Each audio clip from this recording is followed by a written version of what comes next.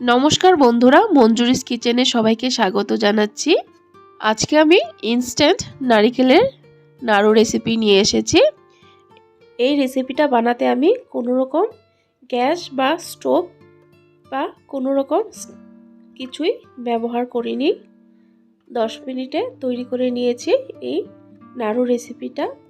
So আসুন দেখে নেওয়া যাক কীভাবে বানাতে হয় এই নারিকেলের নাড়ু। এখানে একটা বড় সাইজের বাউল নিয়ে নিয়েছি। এই বাউলের মধ্যে আমি ডেসিকেটেড কোকোনাট দিয়ে দিচ্ছি।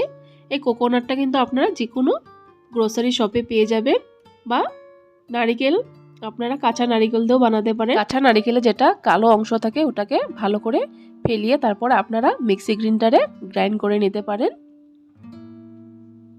তারপর এখানে আমি নারিকেলে কনডেন্স মিল্ক মিশাবো। এখানে আমি আমুলের মিল্কমেড কনডেন্স মিল্ক নিয়ে নিয়েছি। দেখুন আমুলেরটা নিয়ে নিয়েছি। কনডেন্স মিল্ক দিয়ে দিচ্ছি আমি। অল্প আগে দিয়ে ভালো করে মাখিয়ে নেব, একবারে বেশি দেব না।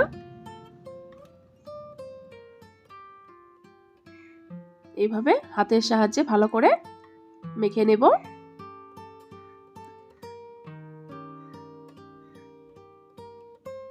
দেখুন শুকনো শুকনো হয়ে আছে। আমি আর একটু কনডেন্স মিল্ক দিয়ে দেব।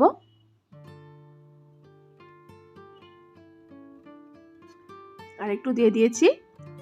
তারপর আমি আবার ভালো করে মেখে নেব। একদম নারকেলের সাথে কিন্তু ভালো করে মিশাতে হবে কনডেন্স মিল্কটা।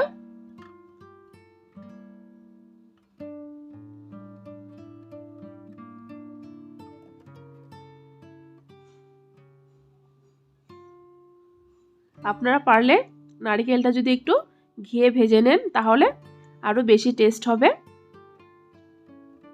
দেখুন মেখে নিয়েছি।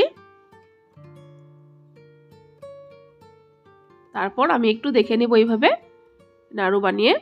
দেখুন কি সুন্দর হচ্ছে। আমার আর কনডেন্স মিল্কের দরকার নেই।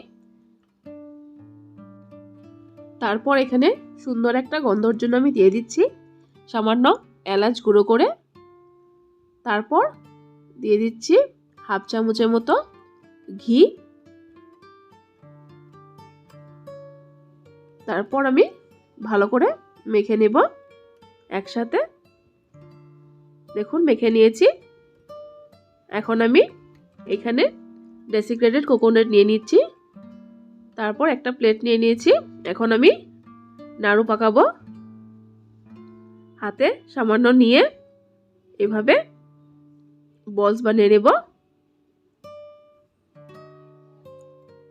দেখুন বলস বানিয়ে নিয়েছি। তারপর শুকনো নারকেলটাকে এভাবে ঘুরিয়ে ঘুরিয়ে লাগিয়ে নেব। তাহলে দেখতেও খুব সুন্দর লাগবে, খেতেও একটা টেস্ট আসবে। এখন বাকিগুলো আমি এইভাবেই সেম প্রসেসে বানিয়ে নেব।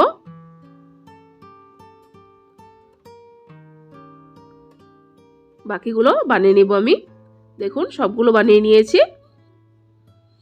আপনারা এই নাড়ু কিন্তু অবশ্যই ট্রাই করবেন। খুব তাড়াতাড়ি এবং খুব সহজেই বানিয়ে নিতে পারেন। কোনো কোরানো ঝামেলা ছাড়া আপনারা এইভাবে বানিয়ে নিতে পারেন। যে কোনো ওকেশন বা কম সময়ের মধ্যে আপনারা বানিয়ে নিতে পারেন এই রেসিপিটা। আমার চ্যানেলে নতুন বন্ধু হয়ে থাকলে আমার চ্যানেলটাকে সাবস্ক্রাইব করার জন্য অনুরোধ রইল। আর পাশে থাকা বেল বাটনটা অবশ্যই ক্লিক করবেন, তাহলে আমার চ্যানেলের নিত্য নতুন রেসিপির নোটিফিকেশন আপনারা পেয়ে যাবেন।